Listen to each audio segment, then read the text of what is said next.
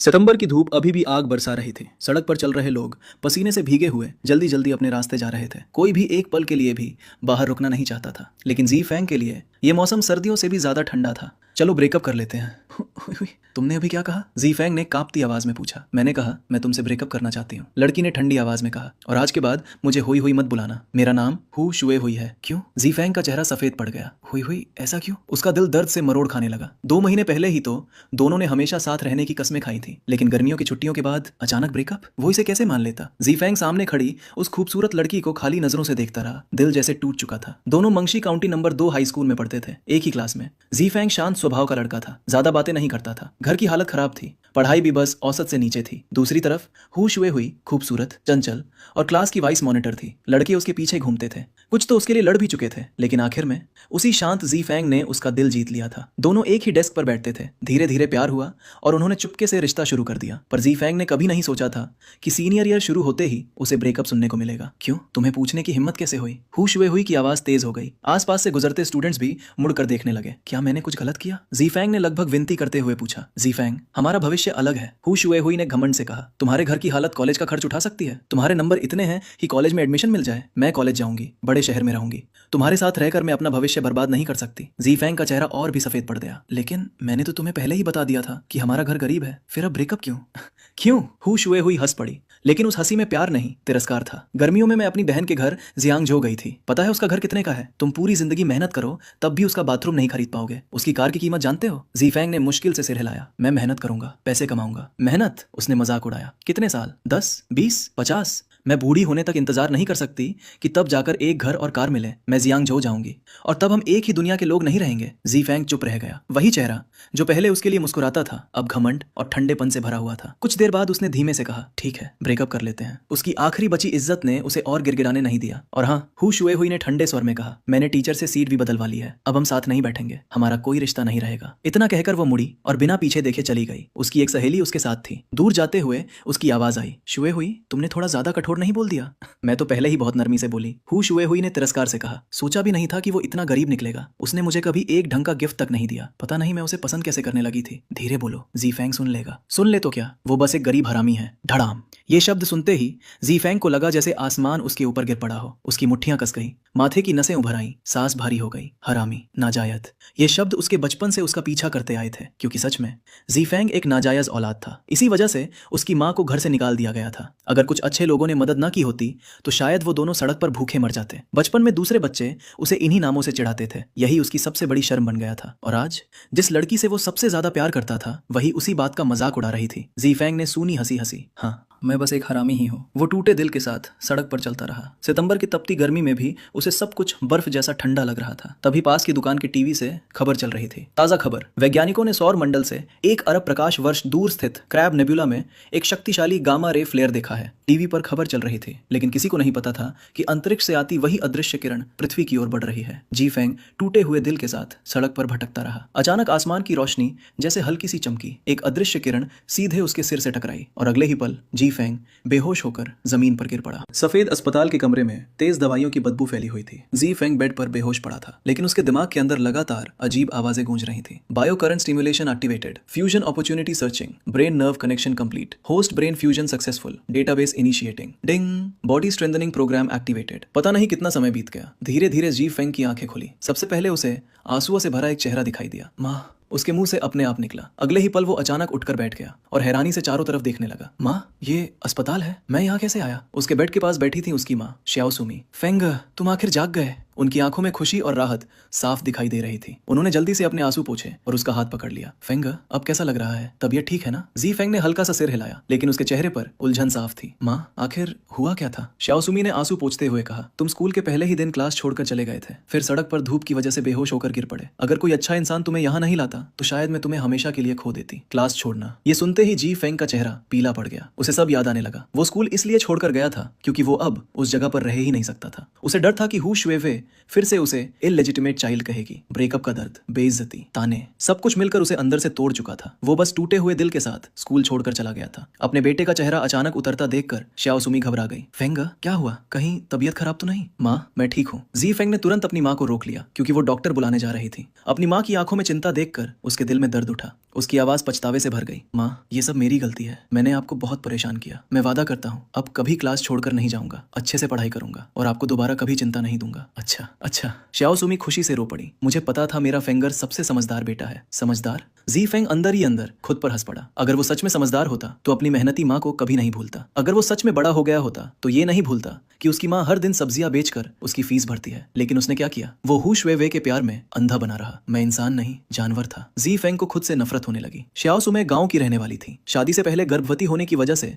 उनके माँ बाप ने उन्हें घर से निकाल दिया था। लोग उन्हें गिरी हुई औरत कहते थे, रिश्तेदार मजाक उड़ाते थे, पूरी दुनिया उन्हें नीची नजरों से देखती थी। आखिरकार उन्होंने गांव छोड़ दिया और अकेले शहर आ गई। कुछ अच्छे लोगों की मदद से उन्होंने एक छोटा सा घर किराए पर लिया। जब जी फेंग छोटा था, श्याओ सुमी दिन में दूसरे बच्चों की देखभाल करती थी और उसे अपनी पीठ पर बांधकर काम करती थी। रात में वो कूड़े के ढेर पर जाकर बेचने लायक सामान ढूंढती थी ताकि थोड़ा पैसा मिल सके। कई साल संघर्ष करने के बाद उन्होंने एक छोटी सब्जी वाली गाड़ी खरीदी और सब्जियां बेचनी शुरू की। कमाई बहुत कम थी, लेकिन किसी तरह माँ बेटे की जिंदगी चल रही थी। जी फेंग बचपन से समझदार था। स्कूल के बाद वो बाजार जाकर अपनी माँ की मदद करता था। लेकिन हु शुहुई से रिश्ता शुरू होने के बाद सब बदल गया। उसने बहाने बनाने शुरू कर दिए। पढ़ाई बहुत ज्यादा है। धीरे धीरे उसने बाजार जाना बंद कर दिया। उसका सारा समय सिर्फ हु शुहुई के साथ गुजरने लगा। अब ये सब सोचकर उसके दिल में तेज दर्द उठ रहा था। मैं इतना अंधा कैसे हो गया? मैंने अपनी मेहनत करने वाली माँ को अकेला छोड़ दिया और उस घमंडी लड़की के पीछे भागता रहा। उसकी आंखें भर आईं। उसने अपनी माँ की तरफ देखा और गंभीर आवाज में कहा, माँ, मुझे माफ कर दो। अब से मैं आपको कभी दुख नहीं दूंगा। मैं आपको अच्छी जिंदगी दूंगा। जिन लोगों ने आपका मजाक उड़ाया वही लोग एक दिन आपकी तारीफ करेंगे। मैं आपको गर्व महसूस करवाऊंगा कि मैं आपका बेटा हूँ। उसी पल जी फेंग सच में बदल चुका था, जैसे वो दोबारा जन्म ले चुका हो। उसकी जिंदगी का पहला असली वादा अपनी माँ के लिए जीना। अच्छा अच्छा। श्याओ सुम्मी ने उसे कसकर गले लगा लिया। उनकी आंखों से आंसू लगातार बह रहे थे। इतने सालों की मेहनत, दर्द, संघर्ष, सब कुछ उस पल सफल लगता था। जी फेंग अपनी माँ की बाहों में सिर रखकर मन ही मन बोला, आज से हु शी हुई खत्म। अब मैं नया जी फेंग बनूंगा, क्योंकि अब मेरी जिंदगी सिर्फ मेरी माँ के लिए है। पूरा अस्पताल का कमरा माँ बेटे के प्यार और अपनापन से भर गया। लेकिन तभी धड़ाम, कमरे का दरवाजा जोर से खुला। दोनों ने मुड़कर देखा। एक मोटी नर्स अंदर आई, जिसके चेहरे पर साफ घमंड और तिरस्कार था। उसने ठंडी आवाज में कहा, श्याओ सुमे, तुम्हारे अस्पताल में रहने के 3 दिन पूरे होने वाले हैं। 20 मिनट बाद कमरा खाली करना होगा। अगर रुकना है तो पैसे भरो, नहीं तो तुरंत निकलो। श्याओ सुम्मी तुरंत खड़ी हो गई। नर्स, मेरा बेटा अभी अभी होश में आया है। उसकी हालत अभी भी कमजोर है। क्या हमें थोड़ा समय और मिल सकता है? हम 1 घंटे में चले जाएंगे। नर्स ने घमंड से मुंह बनाया। ये कोई गांव का छोटा क्लिनिक नहीं है और समय चाहिए तो पैसे भरो। पैसे नहीं है तो यहाँ रहने का नाटक मत करो। श्याओ सुम्मी का चेहरा गुस्से और बेइज्जती से लाल हो गया, लेकिन वो कुछ बोल नहीं पाई। उन्होंने अपने बेटे की हालत देखी और दांत भींच कर कहा, मैं पैसे दूंगी। माँ? जी फेंग अचानक बेड से नीचे उतर गया। उसकी आंखें ठंडी हो चुकी थी। उसने नर्स को घूरते हुए पूछा, हमारे कमरे का समय खत्म होने में अभी 20 मिनट बाकी है, सही? हाँ तो? नर्स ने तिरस्कार से कहा, क्या कर लोगे? जी फेंग अचानक हंसा, लेकिन उसकी हंसी बेहद ठंडी थी। बहुत अच्छा, अगर 20 मिनट बाकी है तो इसका मतलब अगले 20 मिनट तक ये कमरा हमारा है, सही? नर्स चिढ़कर बोली, तुम कहना क्या चाहते हो? मेरे पास तुम गरीब लोगों से बहस करने का समय नहीं है। निकलना है तो जल्दी निकलो, बाहर निकल जाओ। जी फेंग ने उसकी बात बीच में ही काट दी। नर्स एक पल के लिए रुक गई। क्या कहा तुमने? जी फेंग ने एक एक शब्द पर जोर देते हुए कहा, मैंने कहा अभी के अभी बाहर निकल जाओ। जब तक समय खत्म नहीं होता इस कमरे पर हमारा हक है और मैं तुम्हें कह रहा हूँ बाहर जाओ। यू? नर्स गुस्से से कांपने लगी, लेकिन वो जवाब नहीं दे पाई क्योंकि जी फेंग सही था। आखिरकार वो दांत पीसते हुए बोली, ठीक है, 20 मिनट बाद अगर तुम लोग बाहर नहीं निकले तो मैं सिक्योरिटी बुलाकर बाहर निकलवा दूंगी। इतना कहकर वो गुस्से में बाहर चली गई। घमंडी औरत। जी फेंग ने मोटी नर्स की पीठ की तरफ देखते हुए ठंडे स्वर में कहा, फेंगर, तुम सच में बड़े हो गए हो। अपने बेटे को देखकर श्याओ सुमे राहत भरी मुस्कान रोक नहीं पाई। जी फैन अब उससे आधा सिर लंबा हो चुका था और उसके चेहरे पर अभी भी थोड़ी बचपने वाली मासूमियत बाकी थी। अभी थोड़ी देर पहले जब मोटी नर्स के साथ झगड़ा हुआ था तब श्याओ सुमे को डर था कि जी फैन गुस्से में उसे मार न बैठे। अगर ऐसा होता तो मामला बहुत बिगड़ जाता, लेकिन नतीजा देखकर उसे राहत मिली। जी फैंग ने गुस्सा करने के बजाय चालाकी से नर्स को खुद ही बेइज्जत करवा दिया था। ये किसी को मारने से भी ज्यादा खतरनाक था। माँ, मैंने पहले भी कहा था, अब मैं आपको और अपमान नहीं सहने दूंगा। कोई भी अब आपको नीची नजर से नहीं देखेगा। जी फैंग ने दृढ़ आवाज में कहा। माँ को तुम पर भरोसा है। श्याओ सुमे ने राहत से सिर हिलाया। अचानक जी फैंग को नर्स की बात याद आई। माँ, क्या मैं सच में 3 दिन तक बेहोश था? ये सुनते ही श्याओ सुमे घबरा गई। फैंगर, अब तुम्हारी तबीयत कैसी है? कहीं कुछ तकलीफ तो नहीं? जी फैंग के दिल में गर्माहट दौड़ गई। उसने अपनी माँ को देखा। वो सिर्फ 40 साल की थी, लेकिन चेहरे पर वक्त की मार साफ दिखाई दे रही थी। उसे अचानक दिल में दर्द महसूस हुआ। उसे पालने के लिए उसकी माँ ने आखिर कितनी मुश्किलें झेली होंगी। माँ, चिंता मत करो, मैं बिल्कुल ठीक हूँ। देखो, जी फैन ने हवा में कुछ मुक्के मारे। उसकी मुट्ठियों से हवा चीरने की आवाज आई। उसे लगा जैसे पूरे शरीर में ताकत भर गई हो। वो खुद भी हैरान था। पहले खराब पोषण की वजह से उसका शरीर कमजोर रहता था। उसने कभी ऐसी ताकत महसूस नहीं की थी। शायद अस्पताल में 3 दिन आराम करने की वजह से शरीर ठीक हो गया। जी फैंग ने मन ही मन सोचा। देखकर कि उसका बेटा सच में ठीक है, शाओ सुमे ने आखिर चैन की सांस ली। माँ चलो, मैं पूरी तरह ठीक हो चुका हूँ, जी फैंग बोला। शाओ सुमे ने हल्की सांस छोड़ी। अगर पैसों की इतनी तंगी ना होती तो वो अपने बेटे को इतनी जल्दी अस्पताल से कभी ना ले जाती। जैसे ही दोनों वार्ड से बाहर निकले, वही मोटी नर्स गलियारे में खड़ी मिली। उसके चेहरे पर तिरस्कार साफ दिख रहा था। उन दोनों को जाते देखकर वो बड़बड़ाई, खुद के पास पैसे नहीं, फिर भी अस्पताल में भर्ती होने चले आते हैं। जी फैंग का चेहरा तुरंत ठंडा पड़ गया। उसने जोर से किया। शाओ सुमे ने तुरंत उसके कंधे पर हाथ रखा। फैंगर छोड़ो। जी फैंग ने गहरी सांस ली और धीरे से सिर हिलाया। चलो माँ। अस्पताल से बाहर निकलते ही जी फैंग ने कई गहरी सांसें ली। अस्पताल की दवाइयों की गंध उसे बेहद परेशान कर रही थी। फैंगर, सामान गाड़ी पर रख दो। शाओ सुमे थोड़ी दूर पार्किंग शेड से घर की पुरानी पैडल वाली तिपहिया गाड़ी लेकर आई। जी फैंग अचानक अपराध बोध में भर गया। माँ, इन 3 दिनों में आप मेरी देखभाल करती रही, मतलब आप सब्जियां बेचने भी नहीं जा पाई, है ना, पगले बच्चे। शाओ सुमे मुस्कुराई और उसके सिर पर हाथ फेरा। माँ सब कुछ तुम्हारे लिए ही करती है। अगर तुम्हें कुछ हो जाता तो ज्यादा पैसे कमाकर भी क्या फायदा। जी फैंग मुस्कुरा पड़ा। वो अपनी माँ का प्यार साफ महसूस कर सकता था। अचानक उसे कुछ याद आया। माँ, अभी काफी समय है, मैं घर नहीं जाऊंगा, सीधे स्कूल जाऊंगा। 3 दिन की क्लास मिस हो चुकी है, शुरुआत में ही पीछे नहीं रह सकता। शाओ सुमे ने समझाया। फैंगर, मैंने स्कूल में छुट्टी की अर्जी दे दी है, आज घर जाकर आराम कर लो, कल से स्कूल चले जाना। लेकिन जी फैंग ने सिर हिला दिया। माँ, मैं अब हाई स्कूल के आखिरी साल में हूँ, मुझे पढ़ाई पर ध्यान देना होगा। मैं जरूर आपका नाम रोशन करूंगा। अपने बेटे की जिद देखकर शाओ सुमे ने और समझाना छोड़ दिया। ठीक है, वो खुशी से मुस्कुराई। आज शाम तुम्हारे लिए अच्छा खाना बनाऊंगी। जी फैंग मुस्कुराया और स्कूल की तरफ निकल गया। अपने बेटे को जाते हुए देखकर शाओ सुमे के चेहरे की मुस्कान धीरे धीरे चिंता में बदल गई। मेरा बेटा कॉलेज जाने वाला है, लेकिन फीस, उसने दांत भींच लिए। चाहे मुझे सब कुछ बेचना पड़े, मैं अपने फैंगर को कॉलेज जरूर भेजूंगी। मंगाशी काउंटी नंबर 2 हाई स्कूल के गेट में दोबारा कदम रखते ही जी फैंग को लगा जैसे उसका नया जन्म हुआ हो। 3 दिन पहले इसी स्कूल के मैदान में हु शुए हुई ने उससे वो निर्दयी बातें कही थी।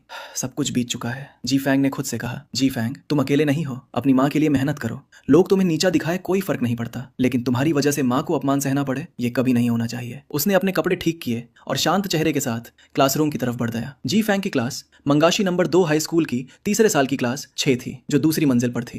करीब 10 बजे का समय था। पूरा स्कूल शांत था, सब लोग क्लास में होंगे। क्लासरूम के दरवाजे पर पहुंचकर जी फैंग बोला, रिपोर्ट, मैं लेट हो गया। टीचर लगभग 50 साल के मध्यम आयु के आदमी थे, चश्मा लगाए हुए और चेहरे पर दयालुता थी। उन्होंने सिर हिलाया। अंदर आ जाओ। जैसे ही जी फैंग अंदर गया, पूरी क्लास की नजरें उसी पर टिक गईं। कुछ लोग मजाक उड़ाने वाली नजरों से देख रहे थे, कुछ तिरस्कार से और कुछ सहानुभूति से, लेकिन जी फैंग शांत रहा। वो जाकर अपनी सीट पर बैठ गया। उसके दाईं तरफ पहले हु शुए हुई बैठती थी, लेकिन अब वहां एक लड़का बैठा था। उसका नाम था झांग लेई। पहले साल से ही वो जी फैंग का क्लासमेट था और सच कहें तो उसका इकलौता दोस्त भी। जी फैंग चाहे जितनी मेहनत करे, उसके नंबर हमेशा औसत ही आते थे, लेकिन झांग लेई अलग था। क्लास के बाहर वो कभी पढ़ाई करता दिखाई नहीं देता था, फिर भी हर परीक्षा में टॉप 10 में रहता था और क्लास के टॉप 3 में उसकी जगह पक्की थी। क्लास मॉनिटर टोंग लेई और वाइस मॉनिटर शू मो के साथ मिलकर उन्हें क्लास 6 की 3 तेज तलवारें कहा जाता था। हालांकि झांग लेई की शक्ल देखकर कोई उसे अच्छा स्टूडेंट नहीं समझता। पीले बाल, शर्ट के खुले बटन, पूरा गुंडे जैसा लुक, यही उसकी पहचान थी। जैसे ही जी फैंग बैठा, झांग लेई झुक कर बोला, ओए क्रेजी फैंग, तू ठीक है ना? जी फैंग हंस पड़ा। कुछ नहीं हुआ, बस हीट स्ट्रोक था। झांग लेई ने होठ मोड़ लिए। स्पष्ट था कि उसे यकीन नहीं हुआ। मैंने तेरे और हु शुए हुई के बारे में सुना है, ऐसी घमंडी लड़की तेरे लायक नहीं है, ज्यादा मत सोच। आज स्कूल के बाद मैं तुझे सी फूड रेस्टोरेंट ले जाऊंगा, जमकर खाएंगे। जी फैंग के दिल में गर्माहट भर गई। पूरी क्लास में झांग लेई ही एक ऐसा दोस्त था जो सच में उसकी चिंता करता था। तभी टीचर ने पढ़ाना शुरू किया। जी फैंग ने किताबें निकाली और 3 दिन का छूटा हुआ काम पूरा करने लगा। सिर्फ 3 दिन ही तो मिस हुए थे, इसलिए ज्यादा काम नहीं था। क्लास खत्म होने तक उसने सब पढ़ लिया। ट्रिंग, घंटी बज गई। झांग लेई मुस्कुराते हुए बोला, ओए क्रेजी फैंग, तू सच में ठीक है? अभी फिजिक्स की क्लास थी, लेकिन तू इंग्लिश पढ़ रहा था। जी फैंग ने उसे घूरा। क्या सब लोग तेरी तरह जीनियस होते हैं? 3 दिन की क्लास मिस हुई है, अगर अब नहीं पढ़ूंगा तो कॉलेज कैसे जाऊंगा? और मुझे क्रेजी फैंग कहना बंद कर। झांग लेई हंस पड़ा, लेकिन तू सच में पागल है। दोनों हंसने लगे। झांग लेई के साथ मजाक करते हुए जी फैंग आखिर थोड़ा रिलैक्स हो गया। वो समझता था कि झांग लेई अपने तरीके से उसे दिलासा दे रहा था। मुस्कुराते हुए उसने किताबें वापस निकालनी चाहिए। उसे 2 सवाल समझ नहीं आए थे, इसलिए वो झांग लेई से पूछना चाहता था। लेकिन अचानक जी फैंग जम गया। उसे एहसास हुआ कि जैसे ही उसने उन सवालों के बारे में सोचा, अभी अभी पढ़ी हुई पूरी किताब उसके दिमाग में फिल्म की तरह साफ दिखाई देने लगी। ये क्या फोटोग्राफिक मेमोरी है? क्लास खत्म होने के बाद भी जी फैंग के दिमाग में वही अजीब बदलाव घूम रहा था। उसे खुद पर भरोसा ही नहीं हो रहा था। क्या कुछ दिन पहले हुए हीट स्ट्रोक की वजह से मेरा दिमाग खराब हो गया है? उसने मन ही मन सोचा। पूरा दिन वो शॉक्ड हालत में रहा। अपनी सोच को वेरीफाई करने के लिए उसने सारे टेक्स्ट बुक्स निकाल लिए और जानबूझकर वही चैप्टर्स पढ़ने लगा जो उसने पहले कभी नहीं पढ़े थे। कुछ देर पढ़ने के बाद उसने किताब बंद कर दी और आंखें बंद करके सब याद करने लगा। अगले ही पल उसका दिल जोर से धड़क उठा। जो इंग्लिश वर्ड्स उसने कभी नहीं पढ़े थे, जो मुश्किल फॉर्मूलाज उसने पहले कभी नहीं समझे थे, वो सब उसे वर्ड बाय वर्ड याद थे, एक भी लाइन गलत नहीं। बार बार चेक करने के बाद जीफेंग को यकीन हो गया कि ये कोई हेल्यूसिनेशन नहीं था, ये सच था। उसके पास अब फोटोग्राफिक मेमोरी थी। जीफेंग किताब को ब्लैंक होकर देखता रहा, फिर अचानक उसके चेहरे पर एक्साइटमेंट फैल गई। मैं सच में सब कुछ याद रख सकता हूँ। लेकिन फिर उसके मन में सवाल उठा, ऐसा हुआ कैसे? पहले उसे एक पैराग्राफ याद करने में कई दिन लग जाते थे, और अब एक बार पढ़ने के बाद सब दिमाग में छप जा रहा था। बहुत देर सोचने के बाद भी उसे जवाब नहीं मिला। आखिर उसने सिर हिलाया और सोचना छोड़ दिया, लेकिन अंदर से वो खुशी से पागल हो रहा था। अब वो पीछे छूटे हुए सारे लेसन्स कवर कर सकता था। अब उसके लिए एक अच्छी यूनिवर्सिटी में जाना पॉसिबल था, और सिर्फ इतना ही नहीं, ये एबिलिटी उसकी पूरी जिंदगी बदल सकती थी। ये सोचकर उसका चेहरा एक्साइटमेंट से लाल हो गया। तभी उसके बगल में बैठा उसका दोस्त झांग लेई है उसे घूरते हुए बोला, ओए पागल, आज तू इतना अजीब बिहेव क्यों कर रहा है? कहीं सच में दिमाग तो नहीं खराब हो गया? जीफेंग ने उसे घूरा। भाग यहाँ से। झांग लेई हंस पड़ा। अच्छा है, गाली दे रहा है मतलब नॉर्मल है। सच कहूं तो मुझे डर था कि उस हुए हुए की वजह से तू टूट ना जाए। दोस्त की सच्ची चिंता देखकर जीफेंग के दिल में गर्माहट आ गई। वो हल्का सा मुस्कुराया। तू सही कह रहा है, वो लड़की मेरे दुख के लायक नहीं है, मैं उसे भूल चुका हूँ। हॉस्पिटल में अपनी माँ के आंसू देखने के बाद उसने फैसला कर लिया था कि अब हुए हुई उसकी जिंदगी में कोई मायने नहीं रखती। उसने आदत से मजबूर होकर आगे की तरफ देखा। तीसरी रो में बैठी हुए हुई अब भी पहले की तरह खूबसूरत लग रही थी, लेकिन इस बार उसके दिल में कोई दर्द नहीं उठा, सिर्फ एक हल्की सी हंसी आई। उसे अपने पुराने बेवकूफ वर्जन पर शर्म महसूस हुई। इंसान की ग्रोथ हमेशा किसी दर्द की कीमत लेकर आती है। अगर ब्रेकअप जल्दी नहीं हुआ होता तो शायद वो अभी भी उसी लड़की के पीछे पागल घूम रहा होता। जीफेन ने उसकी तरफ आखिरी बार देखा और मन ही मन बोला, गरीब होने का मजाक मत उड़ाओ। एक दिन मैं इतना पैसा कमाऊंगा कि लोग गिन नहीं पाएंगे, लेकिन ये सब तुम्हारे लिए नहीं होगा, ये मेरी माँ के लिए होगा। उसने गहरी सांस ली और अपनी नजरें हटा ली। अब उनके बीच सब खत्म हो चुका था, वे सिर्फ अजनबी थे। उधर हुए हुई को पीछे से किसी की नजर महसूस हुई तो उसने मुड़कर देखा, लेकिन जीफेंग शांत चेहरा लिए किताब पढ़ रहा था, जैसे उसे उससे कोई मतलब ही ना हो। वो होठ मोड़कर मन ही मन बोली, गरीब लड़का, इतना पढ़कर भी क्या कर लेगा? यूनिवर्सिटी चला भी गया तो फीस कहाँ से भरेगा? देखते ही देखते शाम हो गई और स्कूल छूट गया। पहला दिन होने की वजह से आज इवनिंग सेल्फ स्टडी नहीं थी। झांग लेई ने उसे सी फूड रेस्टोरेंट चलने को कहा, लेकिन जीफेंग ने मना कर दिया। उसके लिए दोस्त की चिंता ही सबसे बड़ा गिफ्ट थी। झांग लेई उसका स्वभाव जानता था, इसलिए उसने ज्यादा फोर्स नहीं किया। दोनों अलग हुए और जीफेंग जॉगिंग करते हुए घर की तरफ निकल पड़ा। घर पहुंचते ही किचन से सब्जियों की खुशबू आ रही थी। माँ, मैं आ गया। किचन से उसकी माँ श्याओ सुमी ने झांक कर देखा और मुस्कुरा दी। फेंग, ऊपर जाओ, बस एक डिश और बनानी है। जी फेंग मदद करना चाहता था, लेकिन छोटा सा क्राउडेड किचन देखकर सिर्फ मुस्कुरा दिया। वे लोग मांगशी काउंटी के पुराने इलाके में रहते थे। चारों तरफ छोटे छोटे किराए के मकान थे, जहां गरीब मजदूर, सब्जी बेचने वाले और स्क्रैप कलेक्टर्स रहते थे। उनका कमरा तीसरी मंजिल पर था। पहले वो एक बड़ा कमरा था, लेकिन बड़ा होने के बाद लैंडलॉर्ड ने बीच में पार्टीशन लगवा दिया था। बाहर वाला हिस्सा लिविंग रूम था, जो रात को जी फेंग का बेडरूम बन जाता था। डाइनिंग टेबल ही उसका स्टडी टेबल था और सस्ता सा सोफा ही उसका बेड। सोफे पर बैठा जी फेंग सोचने लगा, क्या मुझे माँ को अपनी नई एबिलिटी के बारे में बताना चाहिए? काफी देर सोचने के बाद उसने फैसला किया कि अभी नहीं बताएगा। वो चाहता था कि कॉलेज एंट्रेंस एग्जाम के बाद अपनी माँ को सरप्राइज दे। ये सोचकर उसके चेहरे पर मुस्कान आ गई। तभी नीचे से उसकी माँ की आवाज आई, फेंग, नीचे आकर खाना ले जाओ। जी फेंग तुरंत दौड़ पड़ा। आज उसकी माँ ने खास डिनर बनाया था, 4 डिशेस और एक सूप। माँ अपने बेटे को खुशी से खाते हुए देख रही थी और उसके चेहरे पर संतोष साफ दिखाई दे रहा था। रात को बिस्तर पर लेटे हुए भी जी फेंग को नींद नहीं आ रही थी। अचानक मिली ये एबिलिटी किसी सपने जैसी थी। अगर ये पावर कुछ दिनों बाद गायब हो गई तो? उसके दिमाग में तरह तरह के ख्याल घूम रहे थे। काफी देर बाद उसकी आंख लग गई और तभी उसके दिमाग में अचानक वही मैकेनिकल आवाज गूंजी, fusion with host complete, brain number 1 startup. वो घबराकर तुरंत उठ बैठा, लेकिन अगले ही पल उसके चेहरे का रंग उड़ गया। उसके सामने जो था वो किसी सपने से भी ज्यादा अजीब था। चारों तरफ सिर्फ सफेद धुंध थी। ऊपर आसमान भी धुंधला और केओटिक दिखाई दे रहा था। न जमीन साफ दिख रही थी, ना कोई दीवार, ना कोई इंसान, बस अनंत सफेद खाली जगह। जी फेंग हक्के बक्के रह गया। ये कहाँ हूं मैं? उसने डरते हुए बुदबुदाया, फिर खुद ही बोला, क्या मैं सपना देख रहा हूँ? उसी पल अचानक वही ठंडी मैकेनिकल आवाज फिर गूंजी, मास्टर, आप सपना नहीं देख रहे। जी फेंग डर के मारे उछल पड़ा। कौन है? वो तेजी से पीछे मुड़ा, लेकिन वहां कोई नहीं था। उसका दिल जोर जोर से धड़कने लगा। अगर हिम्मत है तो सामने आ। अगले ही पल उसके सामने की सफेद धुंध अचानक घूमने लगी। धीरे धीरे सारी धुंध एक जगह इकट्ठा हुई और फिर एक मुट्ठी जितना सफेद लाइट क्लस्टर बन गया। उस रोशनी पर एक छोटे बच्चे जैसा चेहरा बना हुआ था और तभी वही इलेक्ट्रॉनिक आवाज फिर आई, मास्टर, आपसे मिलकर खुशी हुई। जी फेंग की आंखें फटी की फटी रह गईं। मास्टर? वो कुछ सेकंड तक उस अजीब रोशनी को घूरता रहा, फिर हिचकिचाते हुए बोला, तुम मुझसे बात कर रहे हो? लाइट क्लस्टर हल्का सा हिला। हाँ मास्टर। जी फेंग का दिमाग पूरी तरह घूम चुका था। तुम मुझे मास्टर क्यों बुला रहे हो? क्या हम पहले मिले हैं? नहीं मास्टर। जी फेंग लगभग पागल होने वाला था। पहले ये अजीब जगह, फिर ये फ्लोटिंग लाइट और अब ये उसे मास्टर बुला रही थी। उसने सिर पकड़ लिया। तुम आखिर हो कौन? लाइट क्लस्टर ने जवाब दिया, मास्टर, मैं ब्रेन नंबर 1 हूँ, गामा गैलेक्सी के level 13 civilization nation gamma empire से। जी फेंग कुछ सेकंड तक ब्लैंक रहा। फिर हंस पड़ा। अब तो पक्का मेरा दिमाग खराब हो गया है। उसने कभी गैमा गैलेक्सी का नाम तक नहीं सुना था। लेवल 13 सिविलाइजेशन, गैमा एम्पायर, ये सब तो सिर्फ साईफाई नॉवेल्स में होता है। लेकिन लाइट क्लस्टर पूरी सीरियसनेस से बोला, गैमा गैलेक्सी पृथ्वी से लगभग 1 बिलियन लाइट ईयर्स दूर है। जीफेंग ने हार मानते हुए सिर हिलाया। ठीक है भाई, गैमा गैलेक्सी। उसे लगा वो सपना देख रहा है, इसलिए उसने साथ देना शुरू कर दिया। तभी ब्रेन नंबर 1 ने पूछा, मास्टर आप ट्रेनिंग कब शुरू करना चाहेंगे? ट्रेनिंग? जीफेंग चौंका। किस चीज की ट्रेनिंग? Secret agent training. क्या? जीफेंग वहीं बैठ गया और अपने बाल पकड़ लिए। ये आखिर हो क्या रहा है? ब्रेन नंबर 1 तुरंत बोला, क्या मास्टर मुझसे पूछ रहे हैं? जीफेंग पूरी तरह हार चुका था।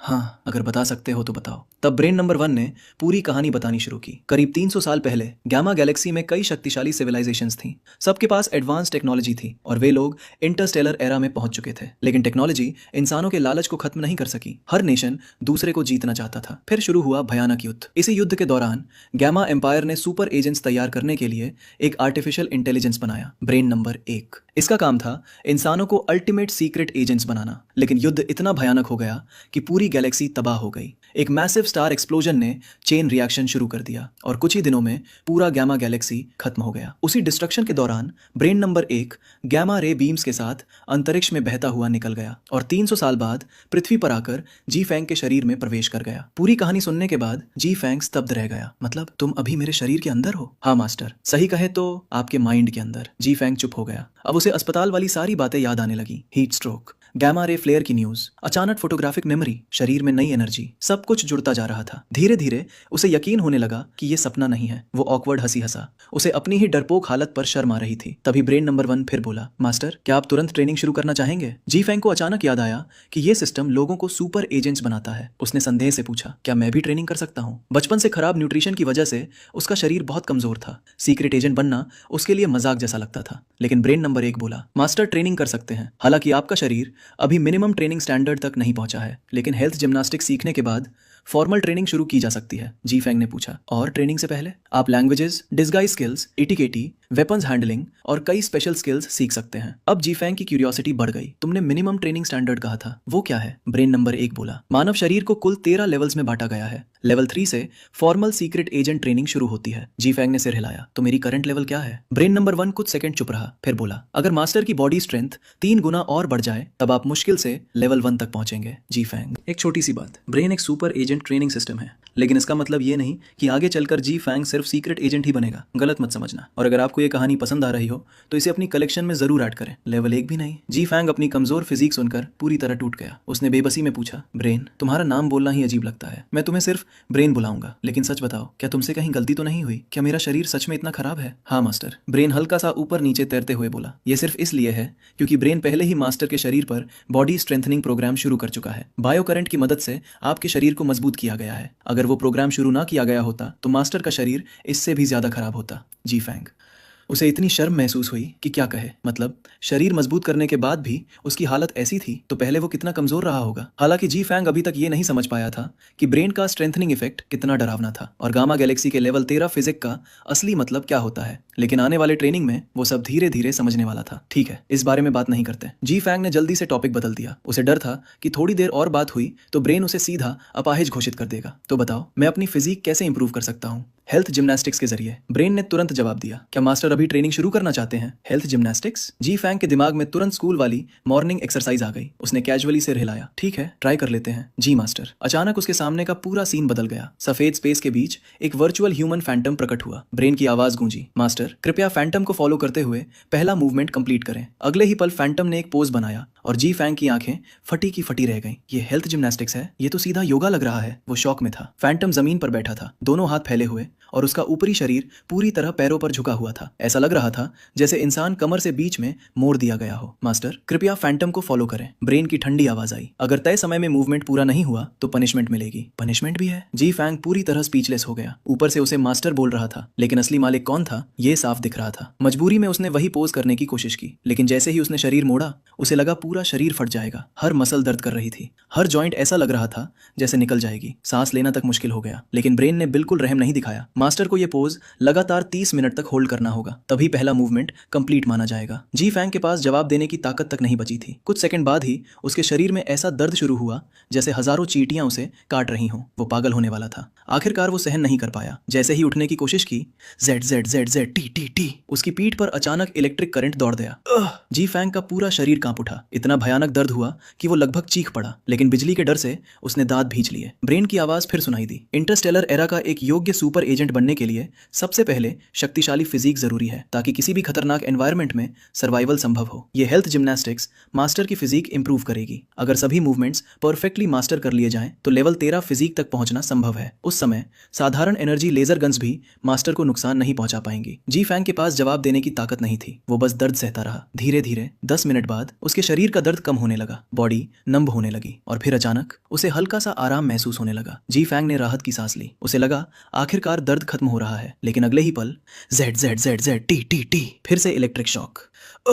उसका शरीर दोबारा अकड़ गया। ब्रेन की ठंडी आवाज गूंजी, जानबूझकर सांस मत छोड़िए, अपने शरीर के रिदम के साथ सांस लीजिए, अपने विल के नहीं, अपने बॉडी के फ्लो को फॉलो कीजिए। अब ब्रेन बिल्कुल किसी कोल्ड ड्रिल इंस्ट्रक्टर जैसा लग रहा था। समय धीरे धीरे बीतता गया। जी फैंग का शरीर पूरी तरह सुन्न हो चुका था, लेकिन अब दर्द पहले जितना भयानक नहीं था, बल्कि जब वो अपने हार्ट बीट के रिदम के साथ सांस लेने लगा तो उसे हल्का सा कंफर्ट महसूस होने लगा। तभी अचानक डिंग, एक साफ घंटी की आवाज गूंजी। ब्रेन की आवाज फिर सामान्य हो गई। मास्टर, समय समाप्त। पहला मूवमेंट कंप्लीट करने पर बधाई। धड़ाम। जी फैंग सीधा जमीन पर गिर पड़ा। उसके अंदर उंगली तक हिलाने की ताकत नहीं बची थी। उसे लग रहा था शरीर अब उसका रहा ही नहीं। ये कौन सी शैतानी जिम्नास्टिक्स है। जी फैंग लगभग रोने वाला था। जो इंसान खुद इसे महसूस न करे वो कभी इसकी दर्दनाक ट्रेनिंग समझ ही नहीं सकता। करीब 10 मिनट बाद जाकर उसके शरीर में दोबारा सेंसेशन लौटने लगी। वो मुश्किल से उठा और बोला, ब्रेन, क्या अब मुझे रोज यही अजीब जिम्नास्टिक्स करनी पड़ेगी? अगर मास्टर सुपर एजेंट की शक्ति चाहते हैं तो ट्रेनिंग पूरी करनी होगी। बेशक मास्टर चाहे तो सिर्फ नॉलेज सीख सकते हैं, लेकिन तब बहुत सी चीजें सीखना असंभव हो जाएगा, क्योंकि ये हेल्थ जिम्नास्टिक्स सिर्फ फिजिक नहीं, ब्रेन भी डेवलप करती है। अगर इसे नहीं सीखेंगे तो आपकी ग्रोथ सीमित रह जाएगी। जी फैंग कुछ पल चुप रहा। फिर उसने पूछा, अगर मैं ट्रेनिंग जारी रखूं तो इसे मास्टर करने में कितना समय लगेगा? ब्रेन बोला, अर्थ के समय अनुसार अधिकतम 1 वर्ष। 1 साल में मास्टर पूरा super agent training course complete कर सकते हैं। जी फैंग अचानक सोच में पड़ गया। उसे अपनी मेहनती माँ याद आई। उन रिश्तेदारों की बातें याद आई जो उसे नाजायज कहकर उसकी माँ का मजाक उड़ाते थे। अगर वो सच में मजबूत बन गया तो वो अपनी माँ को दुनिया की सारी खुशियां दे सकता था। यही सोचकर उसकी आंखों में दृढ़ता आ गई। उसने जोर से कहा, मैं सीखूंगा। जी मास्टर। ब्रेन फिर बोला, मास्टर, अर्थ टाइम के अनुसार अभी सुबह के 6 बज चुके हैं, अब उठने का समय है। जी फैंग चौंक गया। मैं यहाँ से बाहर कैसे जाऊँ और वापस कैसे आऊँ? ब्रेन ने जवाब दिया, मास्टर को सिर्फ अपने माइंड को कॉन्सेंट्रेट करके ब्रेन से कम्युनिकेट करना होगा। जी फैंग ने धीरे से सिर हिलाया, तो ऐसा है। तभी ब्रेन को कुछ याद आया। ओ हाँ मास्टर, अभी जो मूवमेंट आपने किया उसका शरीर पर बहुत बड़ा प्रभाव पड़ा है और ब्रेन पहले ही बायो करंट से आपके शरीर को स्टिमुलेट कर चुका है। इसलिए बाहर जाने के बाद मास्टर को अपने शरीर में कुछ चेंजेस महसूस हो सकते हैं। जी फैंग ने कैजुअली सिर हिलाया। उसे लगा बस शरीर में दर्द होगा, कोई बड़ी बात नहीं। उसने अपनी पूरी चेतना केंद्रित की। अचानक उसकी आंखों के सामने अंधेरा छा गया और अगले ही पल जब उसने आंखें खोली तो उसके सामने अपने घर की छत थी। बिस्तर पर लेटा हुआ जी फैंग बार बार शाम वाला दृश्य याद कर रहा था। उसके दिल में एक्साइटमेंट रुक ही नहीं रही थी। हो सकता है आगे की ट्रेनिंग आज से भी ज्यादा मुश्किल हो, लेकिन जी फैंग जानता था कि चाहे कुछ भी हो जाए वो दांत भींच कर सब सह लेगा, क्योंकि उसके पास ना कोई बैकग्राउंड था, ना पैसा, ना कोई सहारा। अगर उसे अपनी माँ को दूसरों से बेहतर जिंदगी देनी थी तो उसे स्मार्ट ब्रेन की ट्रेनिंग स्वीकार करनी ही होगी। स्मार्ट ब्रेन पहले ही साफ बता चुका था कि अगर उसने ट्रेनिंग पूरी कर ली तो वो भविष्य के इंटरस्टेलर सुपर एजेंट के स्तर तक पहुंच सकता है। ऐसा इंसान जो आम एनर्जी लेजर पिस्टल से भी नहीं डरता। जी फैंग ने कभी लेजर पिस्टल नहीं देखा था, लेकिन वो समझ सकता था कि वो आज के पिस्टल या सब मशीन गन से कहीं ज्यादा खतरनाक होगी। लेकिन सबसे ज्यादा एक्साइटमेंट उसे सुपर एजेंट की स्किल्स को लेकर थी। हर तरह की भाषाएं सीखना, परफेक्ट डिस्गाइज, हर सिचुएशन में काम रहना, एटिकेट, वेपन्स, एडवांस्ड इक्विपमेंट। अगर वो ये सब सीख गया और वो भी फ्यूचर एरा का नॉलेज, तो ये पूरा शहर उसके लिए छोटा पड़ जाएगा। और अगर फ्यूचर टेक्नोलॉजी बेच दी जाए तो कितने पैसे मिल सकते हैं? ये सोचते ही जी फैंग के अंदर जोश भर गया। उसने समय देखा। सुबह के 6:20 हो चुके थे। वो तुरंत उठकर कपड़े पहनने लगा। स्कूल के नियम के अनुसार सुबह 7 बजे से 7:40 तक मॉर्निंग रीडिंग होती थी। अगर कोई लेट हो जाए तो टीचर बुरी तरह डांटते थे।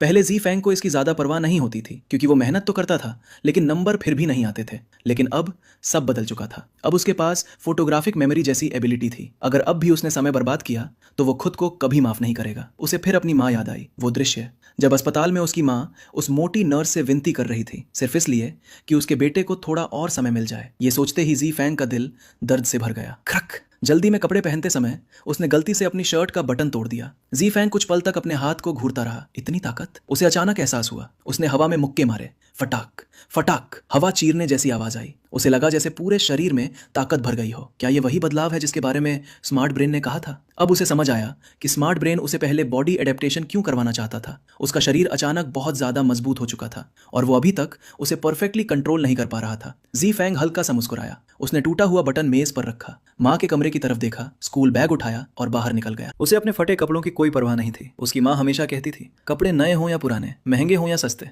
बस इंसान साफ और सीधा होना चाहिए। जी फैंग ने ये बात हमेशा दिल में रखी थी। उसका घर स्कूल से ज्यादा दूर नहीं था। पैदल जाने में लगभग आधा घंटा लगता था। लेट होने के डर से वो दौड़ते हुए स्कूल जाने लगा, लेकिन शुरुआत में वो अपने शरीर को कंट्रोल नहीं कर पा रहा था। उसकी चाल ऐसी लग रही थी जैसे कोई नशे में दौड़ रहा हो। कुछ देर बाद वो धीरे धीरे नए शरीर के साथ एडजस्ट होने लगा। जब तक वो स्कूल पहुंचा उसकी चाल पूरी तरह नॉर्मल हो चुकी थी, लेकिन वो फिर भी लेट हो गया। जैसे ही वो स्कूल गेट में घुसा, मॉर्निंग रीडिंग की घंटी बज चुकी थी। वो तुरंत क्लासरूम की तरफ भागा। क्लास में पहुंचकर उसने देखा हेड टीचर अभी तक नहीं आए थे। जी फैंग ने राहत की सांस ली, बच गया। वो अपनी सीट की तरफ बढ़ा, लेकिन अचानक उसे महसूस हुआ कि कोई उसे देख रहा है। उसने तुरंत सिर घुमाया और तभी उसकी नजर पड़ी क्लास 6 की मॉनिटर, पूरे स्कूल की मशहूर स्कूल ब्यूटी टोंग लेई। वो अपनी खूबसूरत आंखों से उसे घूर रही थी। चेहरे पर हल्की नाराजगी साफ थी। जी फैंग के दिल में झटका लगा। उसे याद आया, अगर सुबह टीचर मौजूद ना हो तो डिसिप्लिन संभालने की जिम्मेदारी टोंग लेई की होती थी। लेट आने वालों के नाम लिखना और बाद में टीचर को बताना। मतलब उसने जी फैंग को लेट आते हुए देख लिया था। जी फैंग अंदर ही अंदर परेशान हो गया। अपनी सीट पर बैठते हुए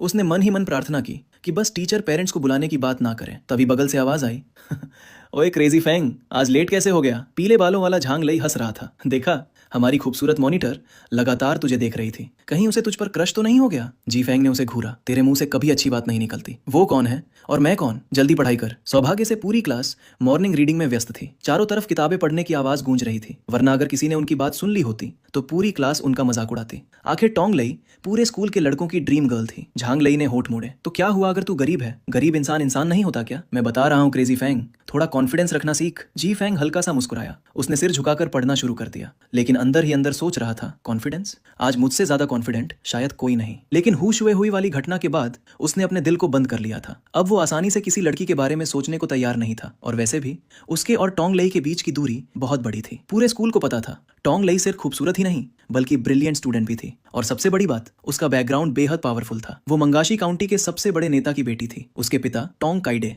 मंगाशी काउंटी के पार्टी सेक्रेटरी थे। ऐसी लड़की और जी फैंग जैसा गरीब लड़का, दोनों बिल्कुल अलग दुनिया के लोग थे। इसलिए जी फैंग ने झांग लई की बात को मजाक समझकर नजरअंदाज कर दिया। इस समय उसके दिमाग में सिर्फ दो बातें थी, 3 दिन का छूटा हुआ सिलेबस जल्दी पूरा करना और अगर टीचर ने डांटा तो क्या जवाब देना है। लेकिन जी फैंग ये नहीं जानता था कि उसकी और झांग लई की सारी बातें पास बैठा कोई और भी सुन चुका था। ट्रिंग! घंटी बजते ही 40 मिनट की मॉर्निंग स्टडी खत्म हो गई। धड़ाम! झांग लई ने अपना इंग्लिश का टेक्स्ट बुक डेस्क पर फेंक दिया और सिर हिलाते हुए बोला, समझ नहीं आता ये बेकार की बर्ड लैंग्वेज हमें रोज क्यों पढ़नी पड़ती है? मैं कोई विदेश जाने वाला हूँ क्या? अगर हर कोई ये बर्ड लैंग्वेज सीख गया तो ट्रांसलेटर्स भूखे मर जाएंगे। जी फैंग ये बातें उससे पहले भी कई बार सुन चुका था। वो बस हंसते हुए बोला, ऐसे नहीं कहते, एक एक्स्ट्रा लैंग्वेज सीखना कभी बुरी बात नहीं होती। झांग लई ने होठ टेढ़े किए। फॉरेन लैंग्वेज सीखकर क्या करना है? ट्रांसलेटर बनना है या उन नकली फॉरेनर जैसा बनना है जो हर बात में 2 इंग्लिश वर्ड्स घुसेड़ते रहते हैं? डैडी और मॉमी बोलने से अच्छा बाप और माँ बोलना है। हम हुआक्शिया के लोग हैं तो हुआक्शिया लोगों जैसा बिहेव करना चाहिए। जी फैंग बस दे सका। उसे आदत पड़ चुकी थी झांग लई की इंग्लिश हेट इट की। जब फ्यूचर में तेरे पास बोलने की ताकत होगी तब सिस्टम बदल देना। जी फैंग हंसा। लेकिन अभी इंग्लिश पढ़ना पड़ेगा वरना कॉलेज भी नहीं मिलेगा। हाई स्कूल के आखिरी साल में हर स्टूडेंट का फोकस बस कॉलेज एंट्रेंस एग्जाम पर था। जी फैंग ने भी सुना था कि कई यूनिवर्सिटीज में इंग्लिश स्कोर बहुत जरूरी होता है। भले टोटल मार्क्स अच्छे हों लेकिन अगर इंग्लिश वीक हो तो एडमिशन नहीं मिलता। जी फैंग आगे बढ़ना चाहता था, इसलिए चाहे उसे इंग्लिश पसंद हो या नहीं उसे मेहनत करनी ही थी। ये सुनते ही झांग लई का चेहरा उतर गया। हाय, बदलाव लाना इतना आसान थोड़ी है। चल छोड़, ऑनेस्टली इंग्लिश पढ़ता हूँ। उसका चेहरा देखकर जी फैंग हंस पड़ा। तभी अचानक झांग लई जैसे कुछ याद आने पर सीधा बैठ गया। उसकी आंखें चमक उठी। ओए मैडमैन, अभी मॉर्निंग स्टडी के दौरान हमारी स्कूल ब्यूटी तुझे कई बार सीक्रेटली देख रही थी। सच सच बता, कब सेटिंग हुई? क्या बकवास कर रहा है? जी फैंग तुरंत चिढ़ गया। अगर तू लेट आता तो वो तुझे भी देखती। असल में जी फैंग ने भी नोटिस किया था कि मॉर्निंग स्टडी के दौरान टोंग लई ने सच में उसे कई बार देखा था। उसे पहले ही महसूस हो गया था कि आज टीचर की डांट पक्की है। झांग लई हंसा। फिर भी सच नहीं बोलेगा, इतने लोग लेट होते हैं। लेकिन क्या तूने कभी टोंग लई को किसी और को नोटिस करते देखा? इसका क्या मतलब है? जी फैंग ने हेल्पलेस होकर सिर हिलाया।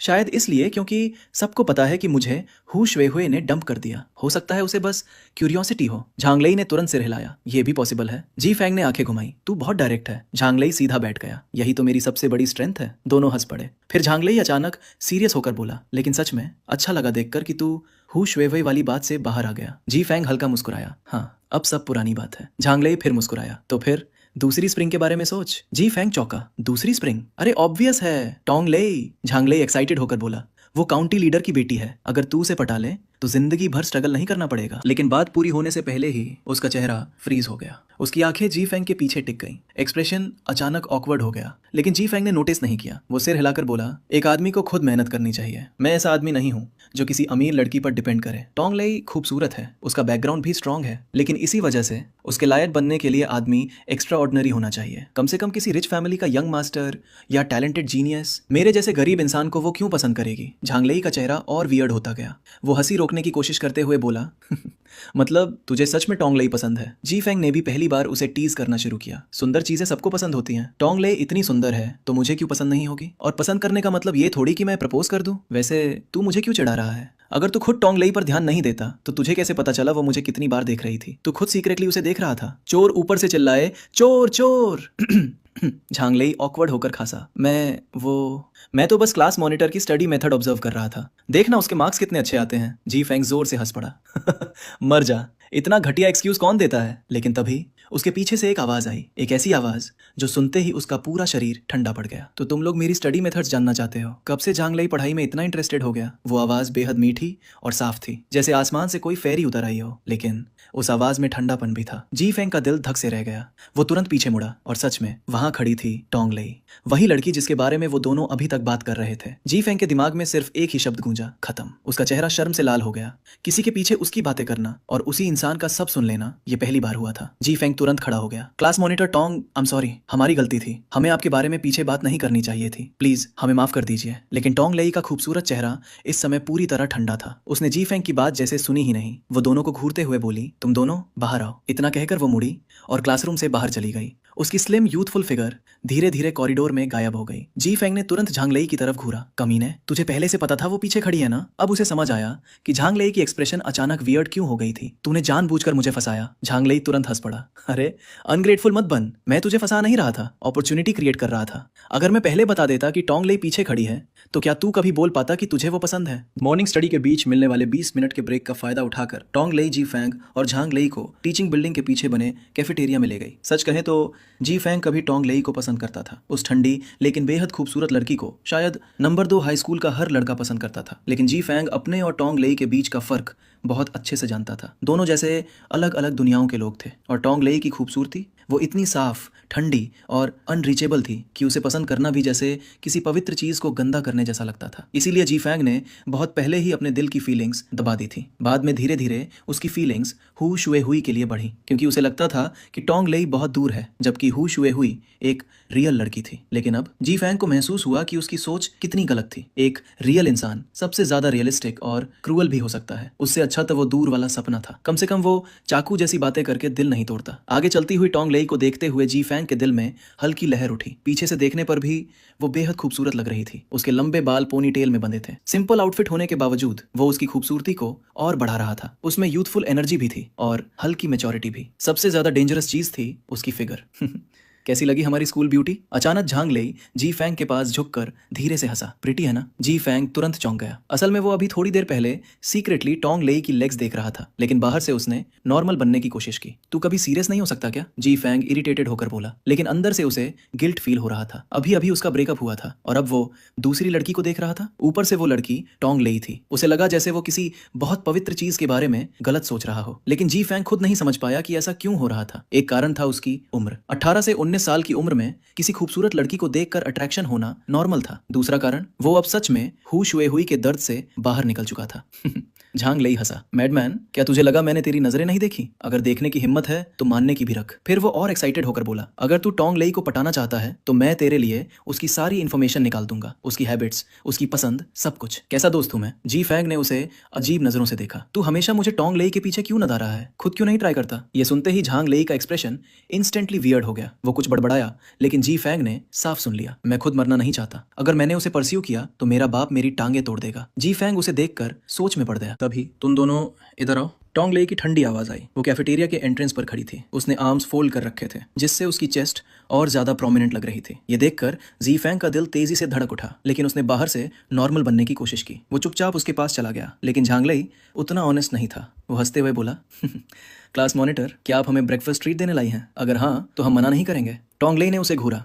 वो कुछ बोलने ही वाली थी कि झांग लेई ने तुरंत बेचारों वाला चेहरा बना लिया। मैं मजाक कर रहा था, हम सच में भूखे हैं। ऐसा करते हैं, आज ब्रेकफास्ट मेरी तरफ से, इसे मेरी अपॉलॉजी समझ लो। टोंग लेई का एक्सप्रेशन थोड़ा सॉफ्ट हुआ। उसने हल्का सिर हिलाया। ठीक है, तुम्हें सुधारने का एक मौका देती हूँ, जाओ। मैडमैन, तू यही रुक। झांग लेई तुरंत हंस पड़ा। मैं फूड लेकर आता हूँ। इतना कहकर वो फूड काउंटर की तरफ भाग गया। अब जीफैंग और टोंग लेई अकेले रह गए और इंस्टेंटली ऑकवर्ड साइलेंस छा गई। जीफैंग नर्वस हो गया। इतनी खूबसूरत लड़की के साथ अकेले बैठना उसके लिए टॉर्चर जैसा था। चलो पहले अंदर बैठते हैं, उसने ऑकवर्ड होकर कहा। टोंग लेई ने हल्का सिर हिलाया और कैफेटेरिया के अंदर चली गई। कैफेटेरिया पहले से स्टूडेंट से भरा हुआ था। काफी देर ढूंढने के बाद उन्हें अंदर एक खाली टेबल मिली। जीफैंग सीधे जाकर बैठ गया, लेकिन उसकी हालत खराब थी। वो कभी इधर देखता, कभी उधर। बस टोंग लेई की आंखों में देखने की हिम्मत नहीं हो रही थी। उसका कोल्ड और ग्लैमरस चेहरा उसे नर्वस कर रहा था। अचानक टोंग लेई ने उसे घूरा। जीफैंग, क्या मैं इतनी डरावनी हूँ? नहीं, जीफैंग तुरंत बोला। तुम इतनी सुंदर हो, डरावनी कैसे हो सकती हो? फिर मेरी तरफ देखते क्यों नहीं? जीफैंग ऑकवर्ड हंसी हंसा। वो मन ही मन बोला, देखूं भी कैसे? तुमने अभी अभी सुन लिया कि मैं तुम्हें पसंद करता हूँ।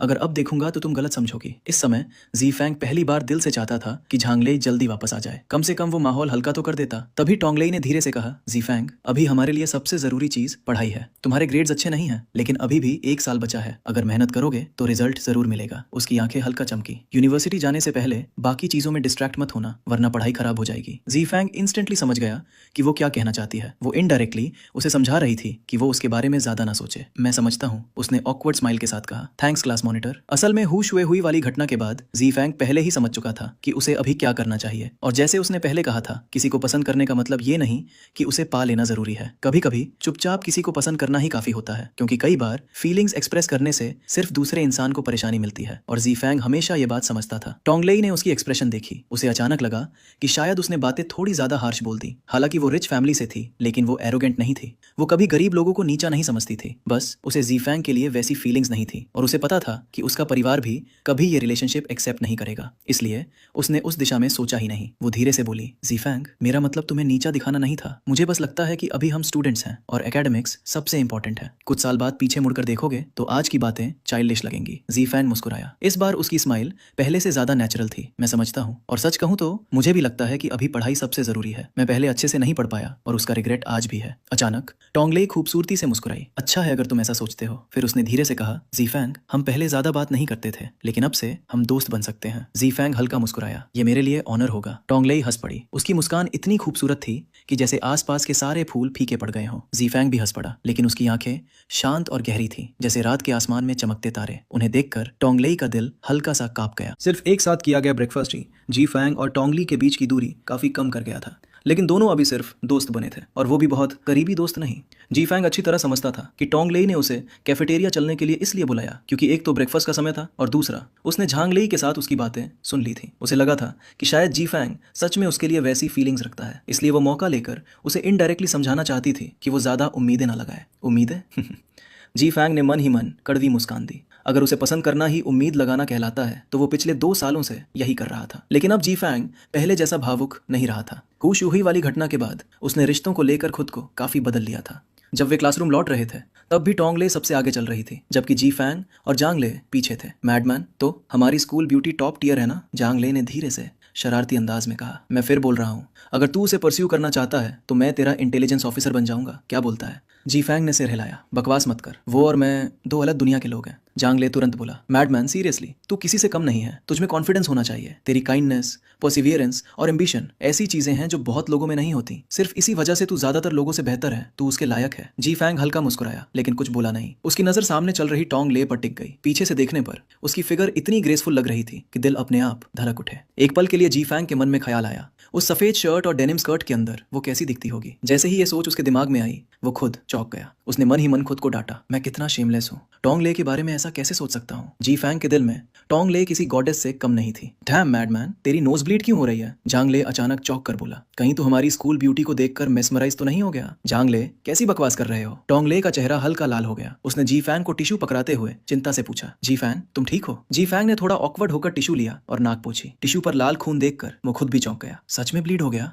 वो अंदर ही अंदर खुद को कोस रहा था। कुछ नहीं हुआ, चलो, उसने खुद को शांत करते हुए कहा। लेकिन उसके दिमाग में एक अलग ही सवाल घूम रहा था, क्या मेरी नई एबिलिटी चीजों के आर पार देख सकती है? उसी समय उसके दिमाग में एआई की आवाज गूंजी, मास्टर को सिर्फ कॉन्सेंट्रेट करके बायो करंट एक्टिवेट करना होगा, तब एक्सरे विजन फंक्शन शुरू हो जाएगा। जी फैंग चौंक गया, मैं बिना कॉन्शियसनेस वर्ल्ड में जाए भी एआई से बात कर सकता हूँ? हाँ मास्टर, बस अपने माइंड को फोकस कीजिए। अब जी फैंग पूरी तरह समझ चुका था। फोटोग्राफिक मेमोरी के अलावा उसके पास एक और सुपर पावर थी, एक्सरे विजन। हालांकि ये एबिलिटी देखने में मामूली लगती थी, लेकिन जी फैंग जानता था कि अगर किसी शक्ति को सही तरीके से इस्तेमाल किया जाए तो वो चमत्कार कर सकती है। लेकिन अगर इतनी बड़ी शक्ति सिर्फ पीपिंग के लिए इस्तेमाल हो तो ये उस शक्ति का अपमान होगा। आज के बाद जब तक बहुत जरूरी ना हो, मैं एक्सरे विजन कैजुअली इस्तेमाल नहीं करूंगा। उसने मन ही मन फैसला किया। उसे पता था कि अगर ऐसी चीज आदत बन गई तो इंसान का दिमाग धीरे धीरे अंधेरा और विकृत हो जाता है। अगर भविष्य में मैं उसके लायक बन पाया और अगर टोंग ले भी मुझे पसंद करने लगी, तब मैं उसे परस्यू करूंगा। अभी मैं बस एक गरीब लड़का हूं जिसके पास कुछ नहीं। देख कर कि जी फैंग ठीक है, टोंग ले ने राहत की सांस ली और तीनों क्लासरूम की ओर बढ़ गए। लेकिन उन्हें नहीं पता था, ऊपर स्कूल बिल्डिंग की एक खिड़की से दो जहरीली निगाहें लगातार जी फैंग को घूर रही थीं। वो नजरें एक लंबे